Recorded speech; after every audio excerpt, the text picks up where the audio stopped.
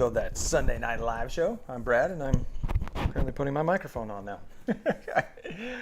Susan hopefully will be joining us here shortly, so not to worry. Hope everybody's having a great Sunday. I was actually just had a whole bunch of wood on this table about 10 minutes ago, and it's actually right here behind me. So next project is going to be really fun. I'm not going to spoil it too much. I don't know, how much have I told you guys? Maybe you guys let me know. But it is the partnership with Sam Adams and Timberland Pro. So that one is going to be fun. But I don't know if I told you guys what I was making. And it's going to be out of cedar.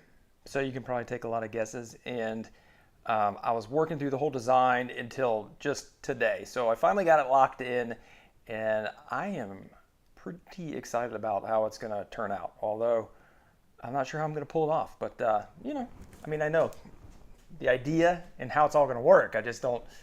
I'm not sure exactly how I'm going to do it and be able to do it. But I do want to thank some new members, a new member to the Builders Club this week. We had Mark Dimmett. Mark, thank you so much for joining the Builders Club. Mark now gets access to free plans. Excuse me. Mark's going to now get access to the free... Woo, sorry, we need to get to beer of the week real fast here. Mark's going to have access to the extra content, the early access, the shout outs and the lives, the videos. I'm not sure if Mark's in the free plan group or not, but if he is, he'll get the free plans. And if you're interested in joining, you can check it out, fixthisbuildthat.com/Builders Club. And thank you to those Builder Club members that are here tonight. Let's see who is here tonight. Let's see, we got Travis here. We got Brian and Stan and Alan and Daniel. Crafts by Cunningham. We got Caleb down from Columbia. What's up, dude? And we've got James and Eddie Woodworks. Awesome. Good evening, gentlemen. Good evening.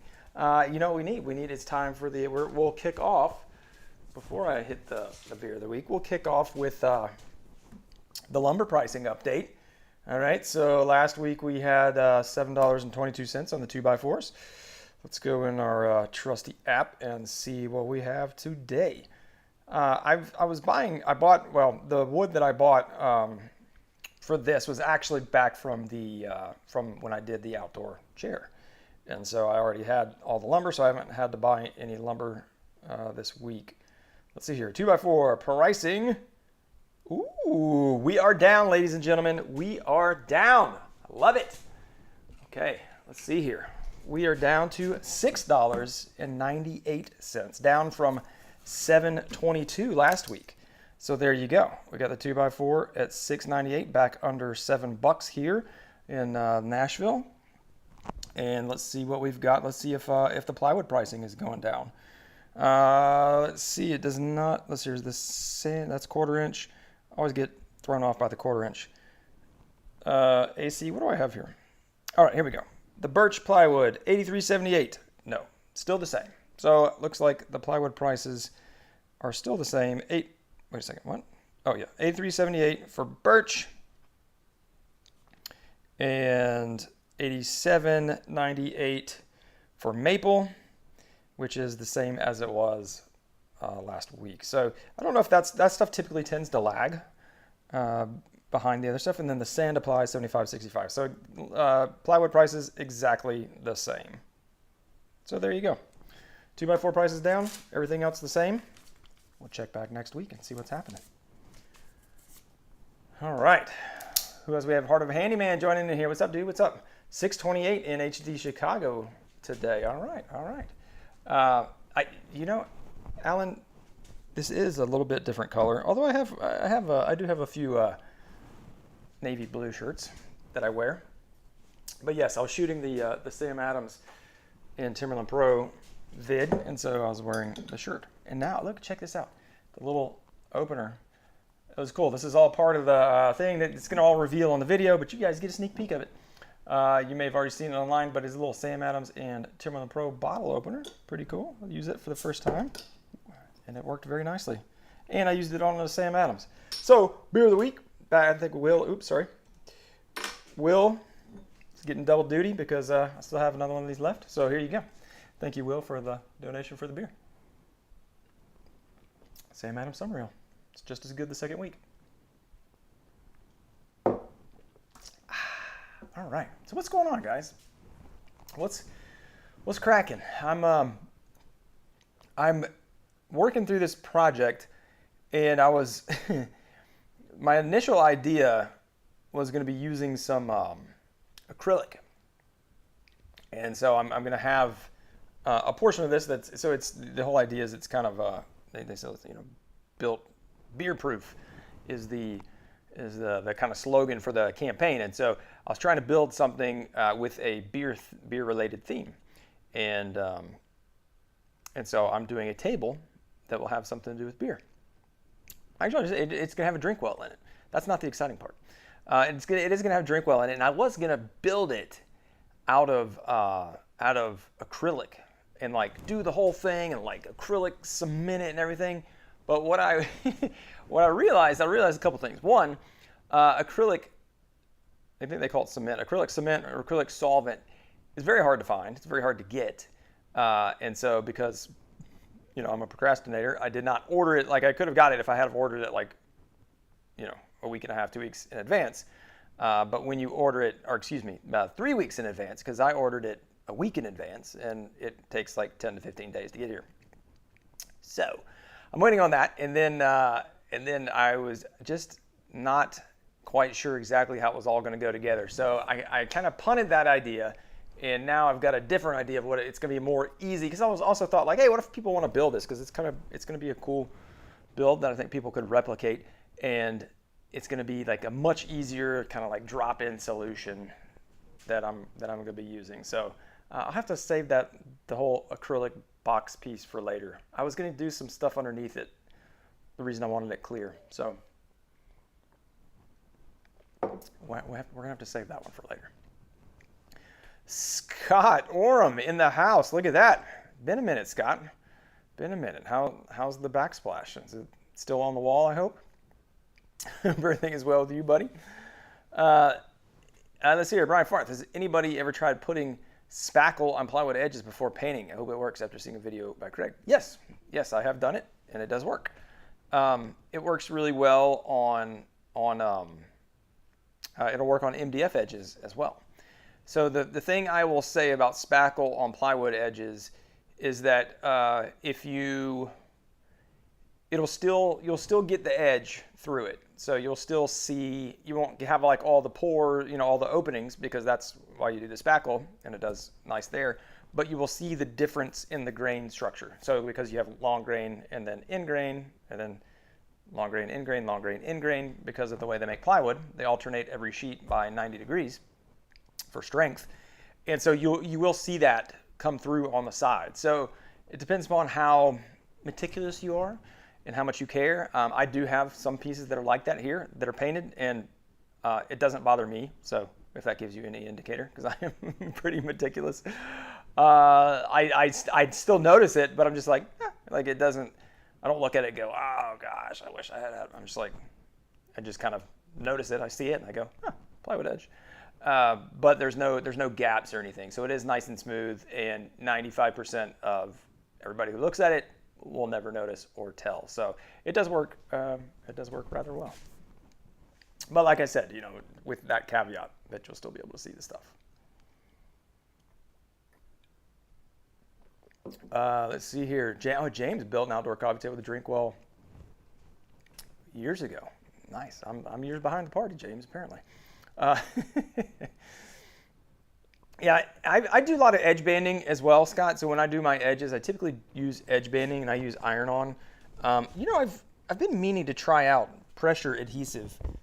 Pressure adhesive? Yeah. Pressure sensitive adhesive? Whatever.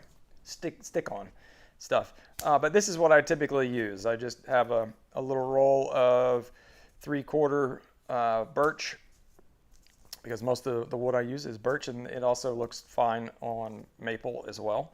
Maple and birch are fairly interchangeable. The maple tends to be a little more creamy, a little more peachy, I guess, versus creamy. And I do believe this is birch. But yeah, I just use the iron-on. And the thing one of the things I don't like about iron-on edge banding, and I do buy like the 3/4. So because plywood is undersized, the 3/4 will overlap, but just a little bit. So I used to buy the 7/8, but then you have to trim a lot more because 7/8 you got a whole nother eighth. But the nice part about having 7/8 is that it's easier to put it on there, and then because sometimes the thing I don't like about edge banding is that it will like turn on you, like the lines are not straight, so it wants to bend sometimes. And when you have that, it's kind of a pain in the butt when you've just got the 3/4 versus the 7/8. So, I mean, it's never been an issue to the point where it was a problem that I couldn't solve by just doing a little bit of sanding and a little bit of chamfering on the side. But yeah, the 7/8 is a little bit easier to work with. You just have to trim more.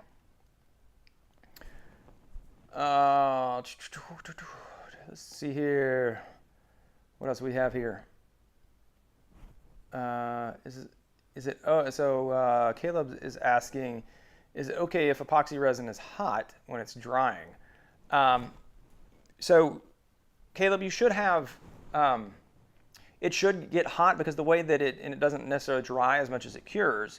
So, and that's the reaction between the hardener and the resin. And so it's a two-part, almost all epoxies are two-part epoxies, hardener and resin. And the way that it cures is they react together. And part of that reaction is exothermic, meaning it gives off heat. So if you check out your manufacturer label of whatever you're using, it should say like a working temperature. Let me see if I have, I think I've got some right here. I've got some maker epoxy. This is a 1-to-1 ratio. Let's see what this says. It typically will say like don't go above a certain temperature. Here it is right here. So it says working time for maker epoxy is approximately 60 minutes at 77 degrees Fahrenheit. At 77, okay, so it's just actually saying your working time at that temperature. Oh, important for application. So it's like you don't want to apply it when the temperatures are like really hot. So it's like this one says here. You want your temps to be under 80 degrees for best results. It does not appear to say like how, it doesn't actually give you, where that, like where you can go. Well, okay, sure. Do place items hotter than 110. Okay, that's saying don't put items hotter than 110 degrees on the epoxy. Some of them will say it though. Some of them will say it on there like, hey, if you want to keep it lower than this temperature, or so when people say exothermic, an exothermic reaction is just one that produces heat, but like sometimes it'll really go like nuclear, and that like if you ever start seeing steam coming off it, you're in big trouble. Because what will happen is if that reaction happens too fast, which will happen in the hotter temperatures, that it dries too fast and it doesn't give it the time to really make those good bonds, and then you'll have cracks or you'll have bubbles, like it'll actually like start boiling. That's bad news. So it is okay for it to be hot, but you want to keep it pretty cool as much as you can. So I would try to keep it under 80 degrees if you can, and you can use one of those little thermal guns to temp it, and then like use fans in the room or fans in there. But the best way to do it is just to do it like in a conditioned room.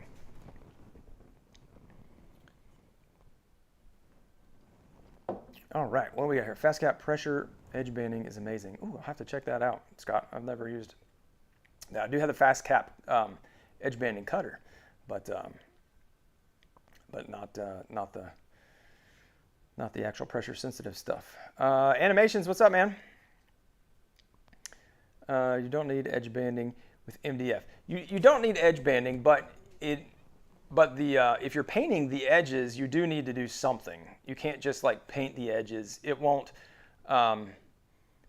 take it the same way that the face does, and it will look really weird because it's so porous. It just sucks it all in, and so then you'll have to do like 5 coats of paint to make it work.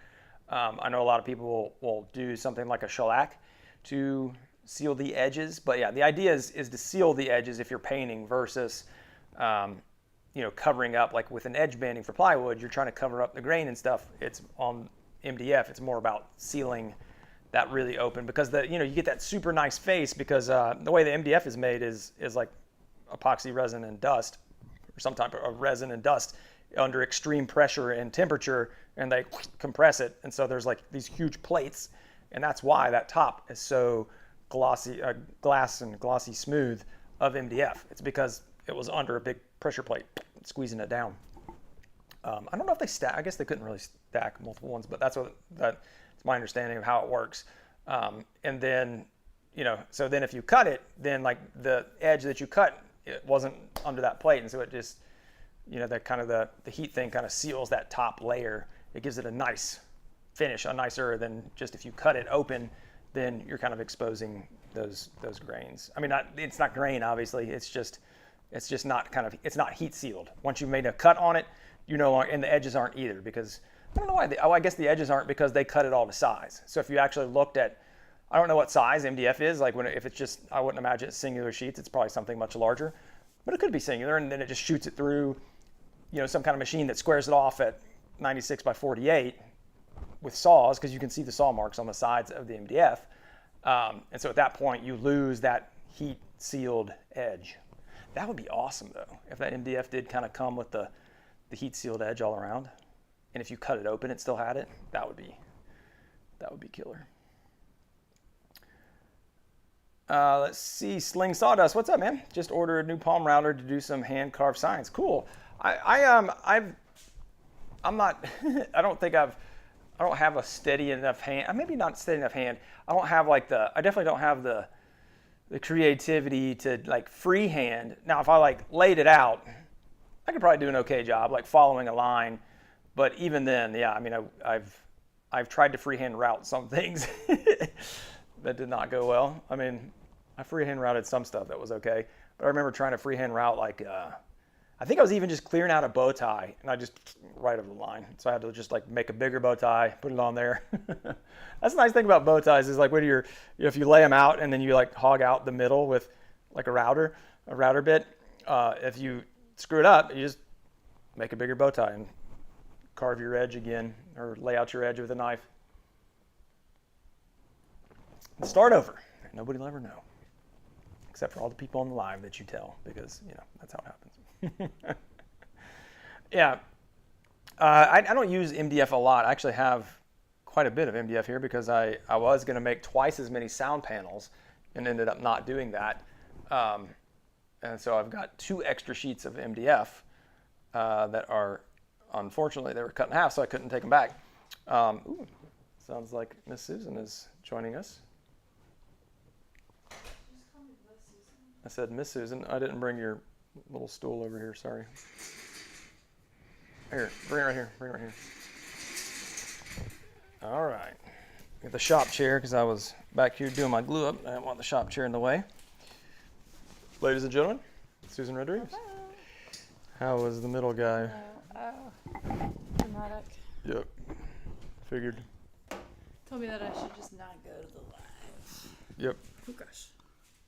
Don't fall off. Yeah, I know. Break your head. I'm tired. What's new? It's sad. Hello, everybody. All right. All right. I made it. Let's see here. Kev says, is there a way to know what grit a sharpening stone is and if it is a whetstone? If it's not marked and you don't know the brand, then you can look. You can look by. A lot of times there are different colors, so they're like green or brown or white or red, and so you might be able to tell that way if you know what brand it is. But I think some of the brands don't follow the same kind of not nomenclature, but coloring system. So you may not be able to find out. But that would be my advice, is like figure out like wherever you got them from. Figure out what brand it is, and then you can go from there. Go make it. I used the little. What is this? This is the little bottle opener from the Sam Adams thing. I don't think you had. It worked great. It's very gold and. It is very. I know. It is. They went gold. So new. It looks good. And I opened a Sam Adams with it, so it was all good. And it's also very gold and shiny. Mm-hmm. That's true. Makes sense. Sling Sawdust. Ooh, graphic designer for your day job. Awesome. Excuse me. Yeah, definitely animation. If you prime the edges, it's good enough. You can prime the edges of MDF, but you gotta You definitely have to prime. Stan says hello. Hey, Susan. Stan. So anyway, we were talking a little bit about the project. I didn't lead on to the whole thing. Oh, we were talking about the extra MDF I have also. There's also, I'm in the midst of, I don't want to call it, I'm in the midst of figuring some things out to figure out what I'm going to do with the CNC, and either way, I'm going to have an upgrade. It just depends upon which way I go, but we're working through some of that with the companies. So I don't know exactly what's going to happen, but I'm excited because I'm going to have, either way, like I said, I'll have more extended height on it, as well as like stiffer stuff, and then a different spindle. So I am excited about that because I want to use some of that MDF over there and do some zippity doodah. All those sheets leaning up against the wood rack. You remember that wood rack video when I said, "Hey, look, if it doesn't fit on the wood rack, it doesn't stay." That didn't pan out. I've got like little stacks of wood, kind of like scattered around. Just everywhere. Yeah, that's just how it goes. You want a little bit of No, I'm good. summary? No, thanks. Why did I go like that? Can I bring a pillow? You just lay down, go to sleep right here. Guys, I'm sorry. I was out during that video we watched. Fell asleep within 2 seconds. I'm tired. She's tired. Did you miss your think I've cat been nap getting- today? Oh no, I took 2 cat naps too. I think I just have not. This is boring for everybody, so I was really bad about sleep last week. I got like 6 hours each night because there was a lot of activities happening with the kids. It's like May, end of school year. And then Friday, it hit me like a freight train. I don't know if you remember Friday. I do remember Friday. I couldn't make it home. I had to pull over and sleep. So I think I'm still recovering from that. Gotcha. So I'm going to try to get 8 hours of sleep. I was Good luck. So she's not what you're gonna miss. Sorry, what are you looking at? Evidently, adult humans need between 7 to 9 hours of sleep on average. Like you're just not. I'm what do probably, you mean? but like 9? I've never heard 9 Yeah, before. I'm probably the 9 person. She's 9. She's 10. For sure. She's 10 or 11. But what she's gonna miss, and I don't know if anybody gonna check out What? the blood moon. Oh, Blood moon yeah. is starting here in blood just a little moon bit. is I think it's already happening. so it will be a total lunar eclipse Total eclipse of the sun. of the moon. I just wanted to say it. Yeah, and that's Yeah, of the Brad heart. told me about the blood moon, and I was like, I can't. So there's stay gonna be a blood awake. moon tonight. Unfortunately, it is very cloudy. Yeah. Right that's a now. bummer. I'm hoping it clears up a little bit. But here in Nashville, I think it starts like the full, so it'll be, here it's going to be a total lunar eclipse for, I think, an hour and a half or close to 2 hours. Right. I can't, like maybe it might have been an hour and 54, I can't remember. Or if it was 10:54. But either way, that's going to start here at 10:30. So in your location, it'll obviously be different. Right. But yeah, I'm kind of excited. I hope it's clear, because it's going to be like, it won't happen again until I think 2025. So it's not like not like a Right. solar eclipse, like full solar eclipse that happens like once every whatever. I feel like 30, it'd be cool 40 years, if 30 years. If you're flying on a plane. Ooh, that'd be when this awesome. is happening. Oh yeah, that'd be so cool. It'd be really It'd neat. be like, Yeah. so anyway, if you're interested in eclipses, then you got about an hour. You can go check one out. If it's not cloudy where you are. Yep. I know it's overcast here too. It sounds like it's overcast anywhere. No, Onefinity is not part of that conversation, Scott. Although that one does look pretty cool that Wobie did.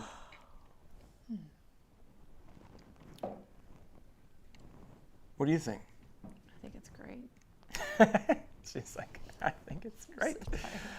So tired. Animation said he only gets about 5 hours sleep. How?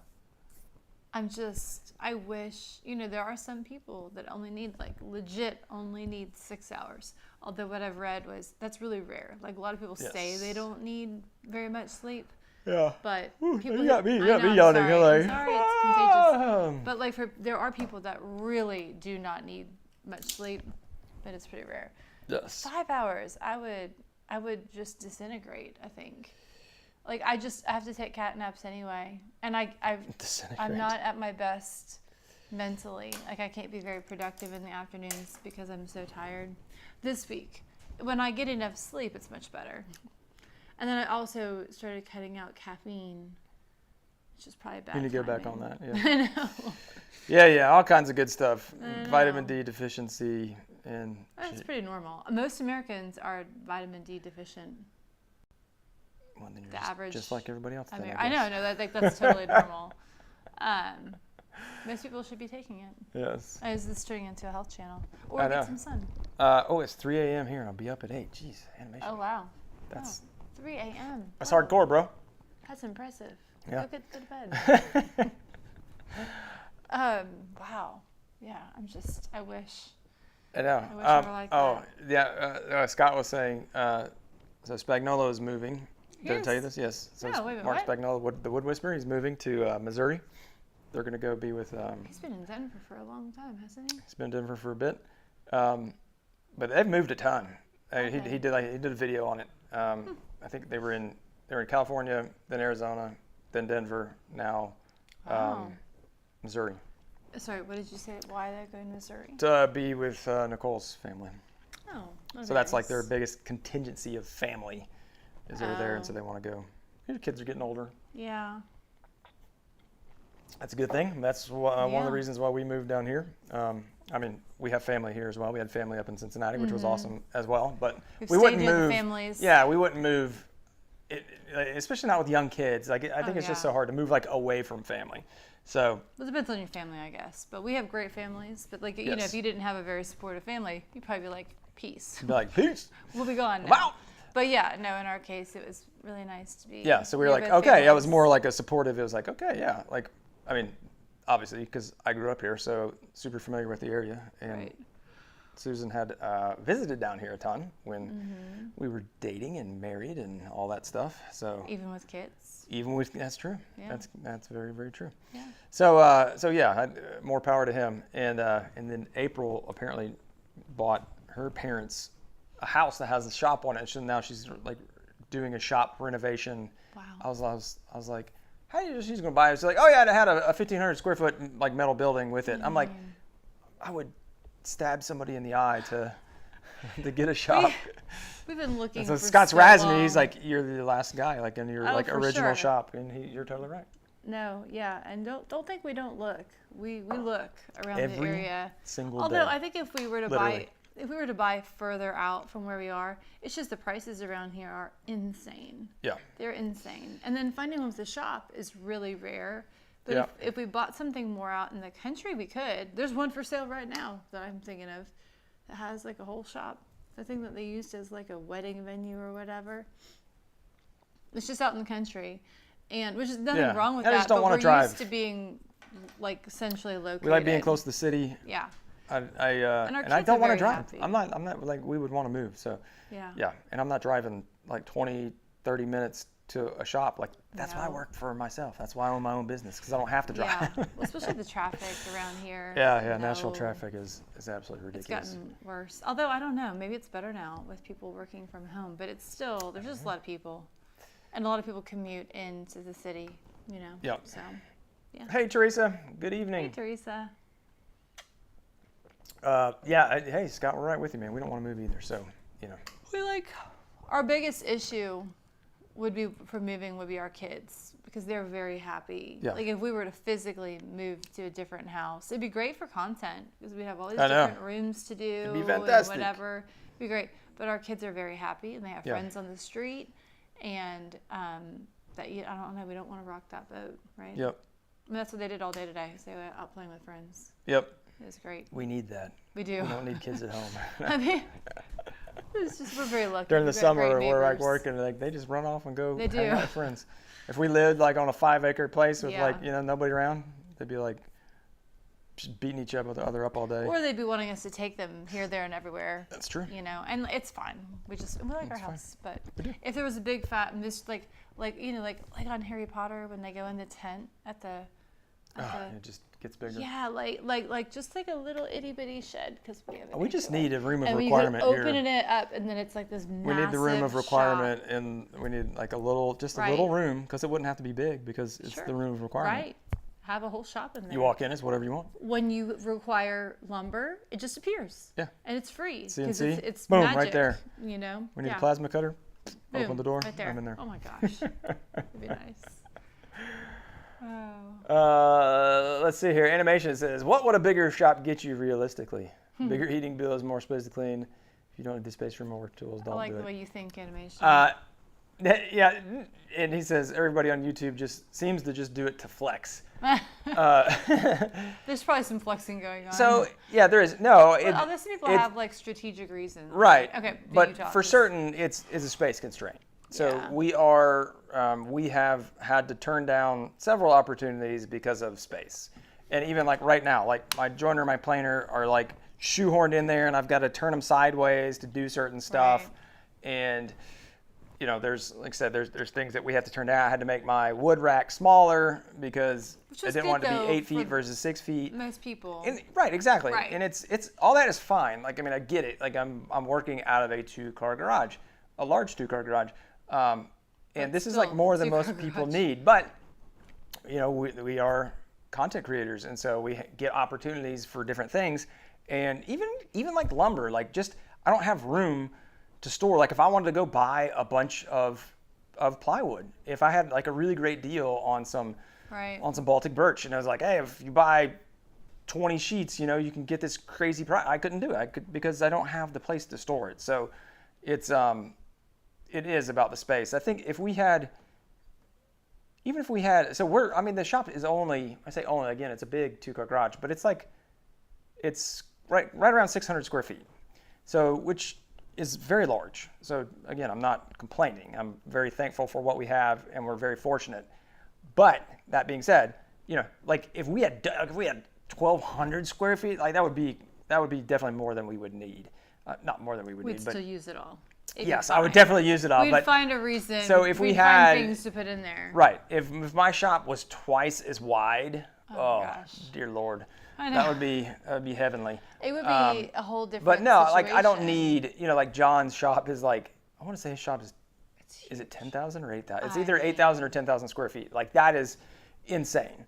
I do not need that. But I tell you what, I would love You take it though. to be 1,000 square feet versus 600 or 1,200 or 1,500. Like that, I think that's like the range, you know, kind of twice to 3 times as big as what we have right now, that we would use it 100% easily and not just be more space to have more space. Oh yeah, like we have a storage unit, you know, for a few of our bigger tools that really didn't make sense because we don't use them a lot. Well, he doesn't use them My a lot lathe right now. is in storage right now. Because it wasn't like we didn't want to get rid of it. But I we've never could've had a used it. storage unit before, but we do, and it was a good decision. I've got metal at the storage unit and my little welding table. Extra stuff. Yeah. But, you know, there's pros and cons. Like, this is a conversation we've had a lot of times. But definitely, I mean, like you said, this is a larger 2-car garage. Like, it's definitely not that smaller. It's not the 2-car garage size that I grew up with or that we even had at our old house. It's narrow, though. It is narrow, It's but a narrow it's tall. 2-car garage. But it's tall and deep. Yes. But I think that because we're constrained, you have to design things in a smaller way so that, or like in a more realistic way for most people's needs, which is really good. So for the plans and everything, it's great, I think, for the average person who's going to buy them, because the wood rack isn't colossally huge, gigantic, big, taking up half your garage. For the average bear. Right. But we would buy one in a heartbeat if we could. We would. That's what the wood rack looks like. Maybe one day when the prices aren't completely insane. We'll see. But yeah. Probably not, though. We would be good stewards of a larger shop. Right. We stock Redfin, though. Don't think we don't. Yeah, that's right. Do. Yeah. Awesome. Yeah. Well, I tell you what. I think we're going to wrap it up. Oh, really? Get you out of here. You're about to fall asleep. I know. You're like so excited now. Up now. I know. But I know you have. I know. I was going to say. I know you have other stuff that you need to do before we get going. So thank you guys for joining. I'm going to go check out the solar eclipse. So lunar eclipse, if you guys I wonder what it's like go check out the lunar eclipse. I'm not sure when this next video is going to come out, so Make no promises. check back next Sunday. I'll make sure you turn your. Thank you for that spit on the air. Sorry. Make sure you say anything. Make sure you turn on your notifications on the main channel so you'll see when it comes out if you don't already. So thank you so much, guys, for hanging out. Have a great week. We will catch you next Sunday. Get out there and build something awesome. Right. See ya. Bye.